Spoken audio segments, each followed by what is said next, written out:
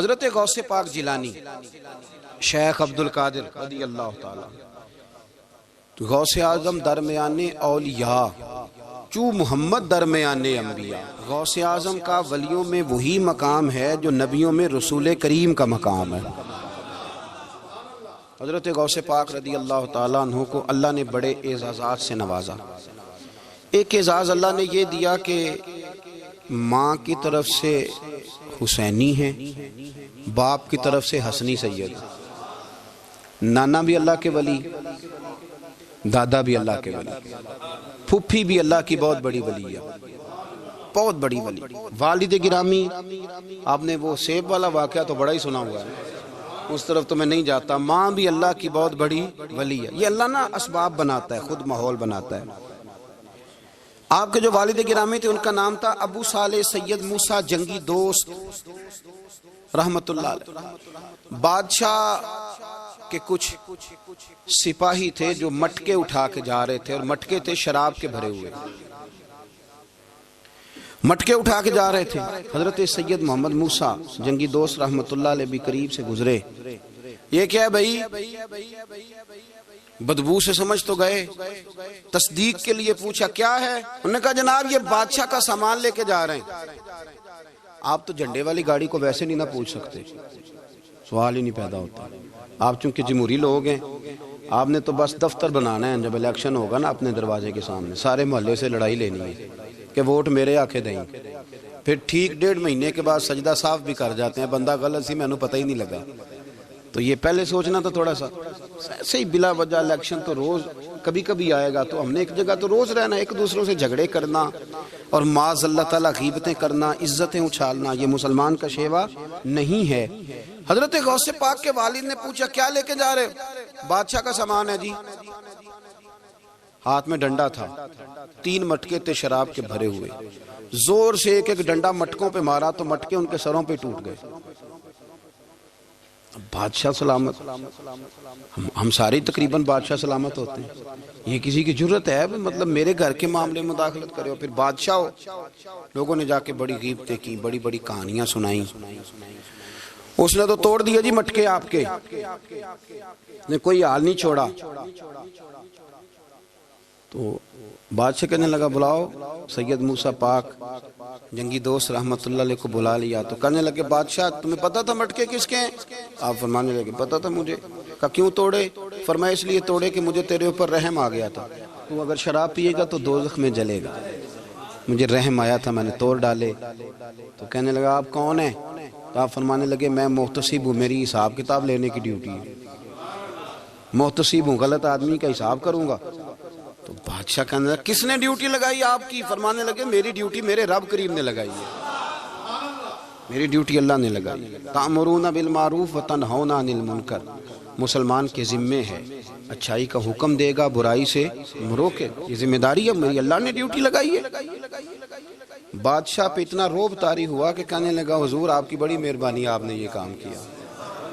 کہنے لگا جناب اگر آپ اجازت دیں تو میں بھی آپ کو محتسب نہ بنا دوں، آپ میرے وزیر بن جائیں. کوئی بندہ اس طرح کا کام کرے تو اسے روکیں. تو آپ فرمانے لگے نہیں، تو اپنی نوکری سنبھال کے رکھ، جسے اللہ ڈیوٹی پہ لگائے اسے پھر بندوں کی ڈیوٹیاں نہیں کرنی چاہیے.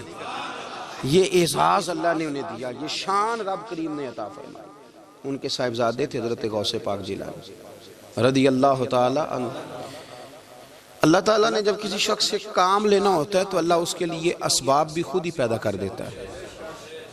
علامہ اقبال اپنے استاد کی بڑی قدر کرتے تھے، شمس العلماء کی. تو ایک دن حضرت شمس العلماء سے کہنے لگے استاد جی آپ کی مہربانی سے پڑھ گیا ہوں. تو فرمانے لگے پتر تیری کلاس میں تو 250 لڑکا تھا، میری مہربانی تو سب پہ تھی، پر سارے تو اقبال نہیں نہ بنے. فرمانے لگے تیرے اندر بھی کوئی خوبی تھی، اس کی وجہ سے اللہ نے تجھے یہ اعزاز، کوئی تھی کوئی چیز تیرے اندر بھی. اللہ تعالیٰ جب کسی بندے کو نوازتا ہے نا تو بندہ بھی محنت کرتا ہے، لیکن اس کی محنت سے زیادہ اللہ کے فضل کا دخل ہوتا ہے. اور بندے کئی دفعہ کہنے لگ جاتے ہیں بڑی مشقت کی، بڑی محنت کی، کچھ بھی نہیں ہوتا. زیادہ اللہ کے فضل کا انحصار ہوتا ہے، رب جیسے چاہتا ہے ویسے فیصلے دیتا ہے. آپ فرماتے ہیں کہ میں چھوٹا سا تھا، والد انتقال کر گئے، والدہ تھی میری اور ہم 2 بھائی تھے. فرماتے ہیں بچے کھیلنے کے لیے نکلے تو میں بھی ان کے پیچھے کھیلنے نکل گیا. ایک بیل بچوں کے قابو آ گیا، تو بچوں کے قابو کو چیز آ جائے تو پھر وہ اس کا جو حال ہوتا ہے وہ تو ہمیں پتہ ہی، ہم سارے بچے رہ چکے ہیں۔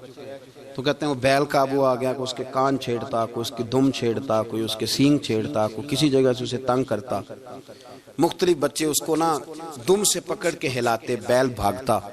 حضور غوث پاک فرماتے میں بھی آگے بڑھا، اور میں نے جب اس کی دم پکڑ کے ہلائی تو بیل نے میری طرف منہ کیا اور کہنے لگا عبد القادر تو نہ ایسے کر، بول کے کہنے لگا تو نہ ایسے کر، تجھے رب نے ان کاموں کے لیے پیدا نہیں فرمایا۔ آپ فرماتے مجھے اتنا خوف طاری ہوا، بیل کو بولتے دیکھا تھا پہلی دفعہ، بیل کو۔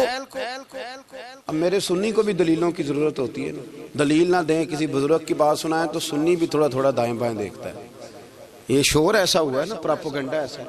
میں حدیث پاک سنا دیتا ہوں۔ رسول کریم صلی اللہ تعالی علیہ وآلہ وسلم فرماتے ہیں ایک شخص نے بیل پہ سواری کر لی تھی۔ بیل سواری کے لیے نہیں پیدا کیا گیا، سواری کے لیے اونٹ ہیں، خچر ہیں، گھوڑے ہیں، گدھے ہیں، بیل کھیتی باڑی کے لیے۔ اس شخص نے جب بیل پہ سواری کی تو بیل پیچھے مڑ کے دیکھنے لگا اور کہنے لگا یار تو بڑا بیوقوف ہے، بول کے کہنے لگا مجھے اللہ نے سواری کے لیے نہیں پیدا کیا، میرے سے وہ کام لے جس لیے میں پیدا کیا گیا ہوں۔ تو بندہ ڈر گیا، کہنے لگا بڑی حیرانگی والی بات نہیں کہ بیل بولتا ہے، تو بیل پھر بول پڑا۔ کہنے لگا اس سے بھی زیادہ حیرانگی والی بات ہے۔ اس نے کہا وہ کیا؟ کہنے لگے مدینے میں نبی پاک آ گئے ہیں اور تو نے ابھی تک کلمہ ہی نہیں پڑھا، یہ اس سے بھی زیادہ حیرانگی والی بات ہے۔ جامع المعجزات میں حدیث موجود ہے، حضور آ گئے اور تو نے کلمہ ہی نہیں پڑھا۔ وہ شخص کہتا ہے میں سر پٹ دورا، جب آ کے سامنے کھڑا ہوا تو حضور مسکرائے، فرمایا آجا پڑھ لے کلمہ، مجھے پتا ہے تجھے کس نے بھیجا ہے۔ اللہ والوں کی باتیں مان لیا کریں، میں بڑی ذمہ داری سے کہتا ہوں رب کریم کے کوئی بندوں کی بات کتاب و سنت کے خلاف نہیں ہوتی، وہی تو کتاب و سنت آگے پہنچانے والے ہوتے۔ تو حضور غوث پاک فرماتے ہیں میں وہ ڈر کے گھر آیا، جب گھر پہنچا تو میرے کانوں میں آواز آ رہی تھی لبیک اللہم لبیک لبیک لا شریک لک لبیک۔ فرماتے میں چھت پہ چڑھا اور میں نے جیلان میں اپنی چھت پہ کھڑے ہو کے دیکھا تو حج کے دن تھے، میری سیدھی نظر میدان عرفات پہ گئی، لوگ میدان عرفات میں بیٹھ کے لبیک لبیک پڑھ رہے تھے۔ پہلے میں وہاں سے ڈر کے آیا، پھر چھت سے ڈر کے نیچے اترا، ماں کو ساری بات بتائی تو کہتی میری ماں کہنے لگی بیٹے جب تو پیدا ہونے والا تھا تو مجھے بڑی بشارتیں ملتی۔ فرماتے ہیں ماں نے نا کھولا بکسا صندوق تو 80 دینار نکالے، فرمایا پتر تم 2 بھائی ہو اور تمہارا باپ کل جاگیر 80 دینار چھوڑ گیا، 80 40 تمہارے 40 تمہارے بھائی کے۔ فرمایا بیٹا ایک بات کا خیال رکھنا، میں عورت ہوں، تمہارا باپ کوئی نہیں، بھائی چھوٹا ہے، میں پیچھے نہیں آ سکتا، یہ 40 دینار لے جا اور جا بغداد چلا جا کے تعلیم حاصل کر، بیٹے میں پہنچ نہیں سکتی، خیال رکھنا۔ غوث پاک فرماتے ہیں 12 سال میں نے تعلیم حاصل کی یارو، میں نے پتے بھی کھائے، اور خود آپ کا فرمان موجود ہے، فرماتے ہیں ایسی سختیاں بھی دیکھیں، ایسی سختیاں بھی دیکھیں کہ پتھروں اور پہاڑوں پہ گزرتی تو شاید پگھل جاتے، لیکن میں نے اپنے نبی کا دین پڑھا۔ اب تو پیر کے گھر میں جو پیدا ہوتا ہے وہ علم لدنی والا ہوتا ہے، کہتے ہیں صاحب دا پتر ہے، او خدا کے بندے صبر کر۔ اگر غوث پاک حسنی حسینی سید ہو کے باقاعدہ پھٹی پہ بیٹھ کے پڑھتے ہیں، تو کس پیر کا مرید ہو گیا جسے علم ہی کوئی نہیں، جو جاہل آدمی ہے؟ یہ ضروری ہے، علوم دینیاں ضروری ہیں، اس کے بغیر کام نہیں چلتا۔ اور غوث پاک رضی اللہ تعالیٰ عنہ کی آپ پوری زندگی پڑھ کے دیکھ لیں، غوث پاک تمام اولیاء کے امام ہیں، ساری زندگی۔ غوث اعظم سے کسی نے پوچھا آپ نے سب سے زیادہ دین کا کام کس طرح کیا، تو فرماتے ہیں تقریر کے ذریعے۔ اب تقریر کرنے والا مولوی ہوتا ہے اور تویز دینے والا، سبحان اللہ۔ غوث پاک رضی اللہ تعالیٰ عنہ فرماتے ہیں میں نے دین کا سارا کام کس ذریعے سے کیا ہے، ہفتے میں 3 جلسے کرتے تھے اور 70 ہزار کا مجمع ہوتا تھا، اور بغیر لاؤڈ سپیکر کے تقریریں ہوتی تھیں، اور فرماتے ہیں جیسی سمجھ پہلے بندے کو آتی تھی ویسی آخری والے کو آتی تھی۔ لوگوں نے کہا حضور یہ کرم کیسے ہوا؟ فرمانے لگے میں نے جب تعلیم حاصل کر لی تو بولنا آتا ہی نہیں تھا، تو میں بڑا پریشان، ایک دن سو گیا تو خواب میں رسول کریم کا دیدار نصیب ہوا۔ نے فرمایا تو واز کیا کر، تیرے واز سے لوگوں کو فائدہ ہوگا۔ یا رسول اللہ میں اجمی بندہ ہوں، لوگوں کے سامنے کیسے بات کروں گا؟ تو حضور نے فرمایا منہ کھولنا ذرا۔ کہتے میں نے منہ کھولا تو محبوب نے 7 دفعہ لعاب دہن ڈالا میرے منہ میں۔ آپ فرماتے ہیں پھر بولتا میں تھا، اثر کوئی اور پیدا کر دیتا۔ حضور غوث پاک رضی اللہ تعالیٰ عنہ نے 40 سال دین کا کام کیا۔ صبح کے وقت فقہ کا درس دیتے تھے فجر کے بعد، کچھ دیر کا ناشتہ کرتے سو جاتے، پھر آ کے مدرسے میں پڑھاتے باقاعدہ بچوں کو۔ غوث پاک رضی اللہ تعالیٰ عنہ کی سیرت پر آپ ساری کتابیں پڑھ لیں، ساری کتابیں لو، میں نے بھی بڑا ہی دعویٰ کر دیا، یعنی ساری کتابیں جتنی اب تک چھپی ہوئی ہیں ساری پڑھ لو، کہیں نہیں ملے گا کہ ہم غوث پاک کے آستانے پہ گئے۔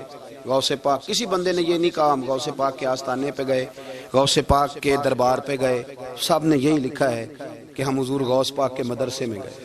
ہمارے نا مدرسوں میں سبق تقسیم ہوتے ہیں، سال جب شروع ہوتا ہے نا تو سبق تقسیم ہوتے ہیں، ہمارے مدرسے میں بھی تقسیم کرتے ہیں ہمارے مولانا۔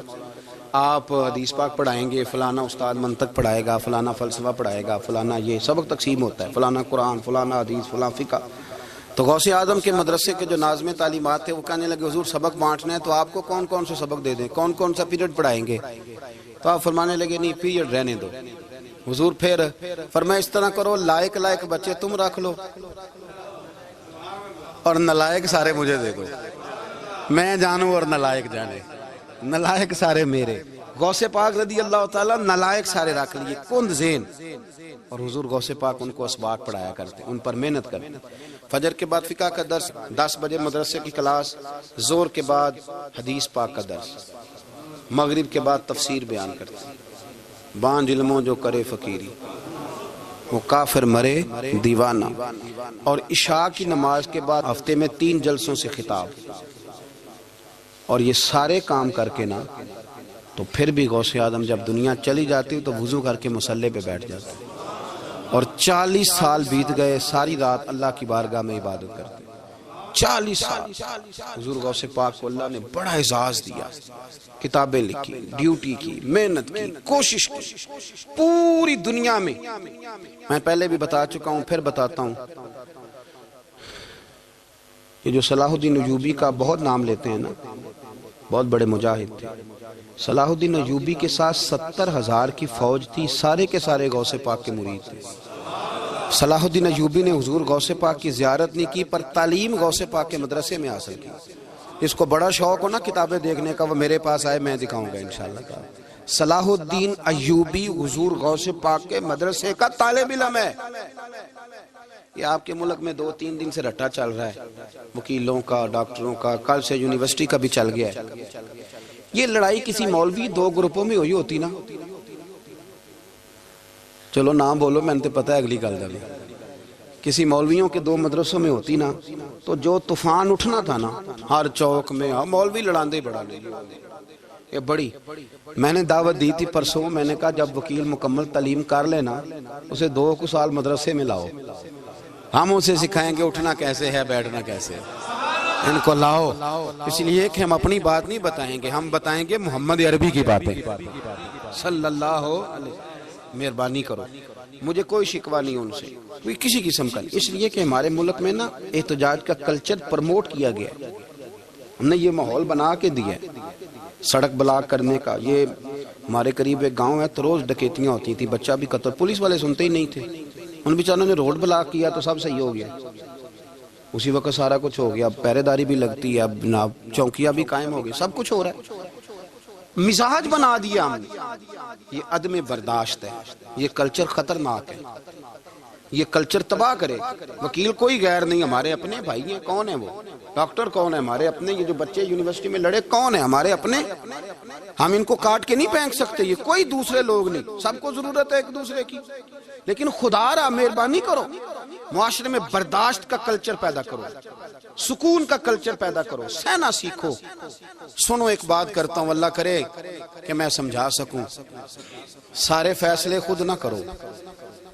اگر تمہیں نظر آئے نا کہ آپ کے ساتھ کہیں ناانصافی بھی ہو رہی ہے تو ساری عدالتیں دنیا میں نہیں لگنی، ایک قیامت میں بھی لگنی ہے۔ ہاں امام حسن کو زہر دے دیا گیا تو امام حسین کہنے لگے بھائی بتاؤ کس نے دیا ہے؟ فرمایا حسین اگر وہی وہ نہیں جس پر مجھے شک ہے تو میں کسی آدمی کا بلا وجہ تمہیں نام کیوں بتا دوں؟ کہا پھر بھائی آپ اشارہ تو نہیں بتا دے؟ تو فرمایا حسین اگر وہی ہے نا جس پر مجھے شک ہے تو پھر بھی میں نے فیصلہ اپنے رب پہ چھوڑ دیا۔ فرمایا میرے رب سے زیادہ بہتر فیصلے کرنے والا کوئی موجود کچھ فیصلے اللہ پہ چھوڑ دیں. آپ یقین کریں آپ کو بڑا ہی مزہ آئے گا, آپ کو سکون آئے گا زندگی میں. کچھ فیصلے اللہ پہ چھوڑو, برداشت کا کلچر پروموٹ کریں اس وطن کے اندر. یہ بڑا پیارا ملک ہے, اس میں برداشت کا کلچر پیدا کریں. وکیل کو ہر وقت ڈاکٹر کی ضرورت ہے, ڈاکٹر کو ہر وقت وکیل کی ضرورت ہے. ہم ایک دوسرے کے بغیر دیکھیں نا, میں نے آئین بھی رکھا ہوا ہے پاکستان کا, لیکن اس کے باوجود کوئی مسئلہ بن جائے تو میں کسی وکیل صاحب کو فون کرتا ہوں. میرے دوست ہے, میں پوچھتا ہوں کہ یار یہ مسئلہ ہے, اس کا کیا حل ہے. ہم مل کے رہتے ہیں معاشرے میں. برداشت کے کلچر کو پروموٹ کریں, پیار کریں, محبت بانٹیں. یہ وطن ہے, اس کو مل کے سنواریں گے تو انشاءاللہ تعالیٰ یہ رسول اللہ کے دین کا قلعہ بنے گا بڑا مضبوط. اس سے پیار کریں. مثبت غلط بات ہے تو اس کو آپ سمجھائیں, اس پر تبلیغ کریں, لیکن یہ نہ کریں کہ آپ عدم برداشت کا ماحول پیدا کریں. حضور غوث پاک رضی اللہ تعالیٰ عنہ دین کا کام. ایک بات, اللہ والوں کے پاس لوگ دعاؤں کے لیے جاتے ہیں. کیوں جاتے ہیں؟ سنو, میرے ساتھ ایک شخص رہتا ہے, صبح سے شام تک میری ڈیوٹی کرتا ہے, نوکری کرتا ہے, خدمت کرتا ہے, گاڑی چلاتا ہے, یہ کرتا ہے, وہ کرتا ہے. ایک صاحب ہیں جو 3 سال کے بعد ملتے ہیں. پھر وہ جو 3 سال کے بعد ملتے ہیں وہ شکوہ کرتے ہیں کہ پیر صاحب اس کی بات زیادہ مانتے ہیں. تو پیر صاحب اب کدھر جائیں, یہ سارا دن پیر صاحب کی مانتا ہے. نہیں سمجھ آ رہی ہے آپ کو بات؟ یہ مزاج ہے نا جی. ایک بندہ سارا دن دنیا داری کرے, مال کمائے, پتہ نہیں جھوٹ بولے, بڑا کچھ کرے, اور ایک اللہ کا ولی جو اپنا بنائے کچھ نہ, سارا دن رسول اللہ کی باتیں کرے, سارا دن اللہ کے دین کی خدمت کرے. اور بھائی وہ جب ہاتھ اٹھاتا ہے نا تو پھر اللہ اس کی بات کو قبول کرتا ہے. کچھ میرے خاص ہیں, کچھ تیرے خاص ہیں, تو کچھ رب کے بھی خاص ہیں. اور اس پر بھی میں پہلے آیت پڑھ لوں گا تاکہ دلیل مضبوط ہو جائے. اللہ فرماتے ہیں واللہ یختص برحمتہ من یشاء. فرمایا میں نے کچھ بندوں کو اپنی رحمت سے اپنا خاص بنا لیا. کچھ بندے اللہ کے بس اللہ کی بارگاہ میں وہ دعائیں کرتے ہیں تو اللہ قبول فرما لیتا ہے. پتر اللہ ہی دیتا ہے, لیکن اللہ کا ولی دعا تو کر سکتا ہے نا. اللہ کا ولی, میری بات کی سمجھ آ رہی ہے؟ بیٹا کون دیتا ہے؟ اللہ. حضرت محدث اعظم رحمۃ اللہ علیہ کے پاس ایک شخص نے آ کے کہا جی ولی اللہ بیٹا دے سکتا ہے؟ آپ فرمانے لگے ولی اللہ اللہ سے ملا سکتا ہے؟ جی وہ تو ہے ہی ولی اللہ, تو اس نے ملا دینا ہے. تو فرمایا جو اللہ سے ملا دے بیٹا تو چھوٹی سی بات ہے. تو دیکھ نہ کہ جو اللہ تک تجھے لے گیا تو پھر پتر پیچھے رہ گیا. لیکن بیٹا دیتا کون ہے؟ بول کے بتائیں, بول کے. اللہ دیتا ہے. دعا کون کرتا ہے؟ اللہ کا ولی دعا کر دیتا ہے. بی بی آ گئی روتی ہوئی غوث پاک کے پاس, کہنے لگی 6 بیٹیاں ہیں. خامد اور سسر کہتے ہیں کہ 7ویں بھی بیٹی ہوئی تو طلاق دے دیں گے. تھوڑا سا اگر بندہ مالدار بھی ہو تو پھر وہ ہمارا دماغ جہاں مرضی چلتا ہے نا. یہ جہالت آج بھی بہت ساری جگہوں پہ پائی جاتی ہے. تہذیب سکھاتی ہے جینے کا سلیقہ, تعلیم سے جاہل کی جہالت نہیں جاتی. تو رو پڑی. حضور غوث پاک رضی اللہ تعالیٰ عنہ نے بلایا اس کے شوہر کو بھی اور سسر کو بھی. فرمایا یہ دیکھ, یہ تو اللہ کے کام ہے, جس کو چاہے بیٹیاں دے, جس کو چاہے بیٹے دے. تو جو نہیں مانتے پھر غوث پاک کی بھی نہیں مانتے. انہوں نے کہا جی نہیں دی, میں تو نکاح کروں گا. چلے گئے تو غوث پاک کی بارگاہ میں وہ بیٹی اور اس کا باپ اور اس کی ماں پھر آئے, کہنے لگے حضور مہربانی فرمائیں. پھر اللہ کے ولیوں کے پاس ایک قوت ہوتی ہے جس کا نام مصلی ہے. مصلی بہت بڑی طاقت, بہت بڑی. حضور نے فرمایا دعا صلاح المومن, فرمایا دعا مومن کا ہتھیار ہے. یہ مومن جب ہاتھ اٹھاتا ہے تو پھر عرش کا مالک دروازے کھول دیتا ہے کرم کے. حضور غوث پاک نے مصلی بچھا لیا اور رو پڑے, کہنے لگے مالک کریم اس بی بی کے دل میں کس نے بات ڈالی تھی کہ عبد القادر کے دروازے پہ جا. دیکھیں منانے کا انداز, منانا آتا ہے نا. اللہ کس نے اس کے دل میں بات ڈالی کہ عبد القادر کے دروازے جا, کس نے ڈالی؟ اور مالک اگر تو نہیں ڈالی تھی تو کیا تو اب اپنے عبد القادر کو رسوا کرے گا؟ اگر تو نہیں بھیجا ہے کہ ادھر جا تو اب تو رسوا کرے گا؟ حضور غوث پاک رضی اللہ تعالیٰ نے دعا مانگ کے چہرے پہ ہاتھ پھیرے, بچی کے سر پہ ہاتھ رکھا, فرمانے لگے پتر جا, مجھے امید ہے اللہ نے 6 بیٹیاں دی ہیں تو 7 بیٹے بھی عطا فرمائے گا. تو بی بی کہتی ہے پھر رب نے فضل فرمایا اور 7 ہی بیٹے عطا فرمائے. پھر 7 ہی بیٹے رب کریم نے دیے. تو جو اللہ کی مان تھا پھر اللہ بھی اس کی. تو اس میں اختلاف کی کیا بات ہے؟ یہ سادی سی بات ہے. ایک بغداد کا سوداگر تھا, بڑا مالدار تھا. ایک دن اس نے بغداد کے سارے علماء اور مشائخ کی دعوت پکائی تو غوث پاک کے پاس بھی آیا. کہنے لگا حضور شام کا کھانا ہے. آپ نے اس کا چہرہ دیکھا تو وہ رو پڑا. کہنے لگا بغداد کے پیر انکار نہ کرنا. آپ نے فرمایا تو جا میں آؤں گا. شاگرد مرید کہنے لگے حضرت جی آپ بڑی مشغولیت تھی شام کو. فرمایا اتنا بڑا آدمی جب رو پڑتا ہے تو لگتا ہے بڑا مجبور ہے, چلیں گے. شام کو جب اس کے دروازے پہ گئے تو کھانا بھی اس نے چنا تو ساتھ اس نے ایک ٹوکرا ایک صندوق بھی لا کے رکھا, اوپر سے خالی.